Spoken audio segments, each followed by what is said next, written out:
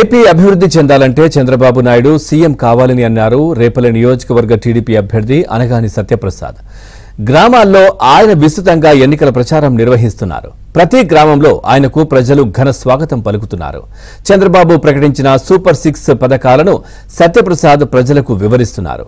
కూటమి అభ్యర్థులను అఖండ మెజార్టీతో గెలిపించాలని కోరుతున్నారు.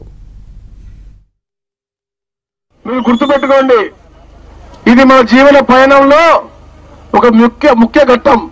ఈ రాష్ట్రం భారతదేశంలో అగ్రస్థానానికి వెళ్ళాలన్నా ఇప్పుడున్నటువంటి సైకో ముఖ్యమంత్రిని తరిమి కొట్టి చంద్రబాబు నాయుడు గారిని ముఖ్యమంత్రి చేయాల్సిన అవసరం ఉంది.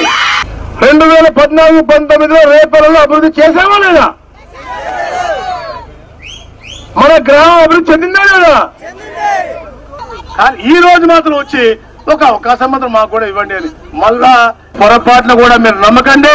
మీ కుటుంబ సభ్యుడైన నన్ను అఖండ విజయాన్ని మీరు ప్రసాదించండి.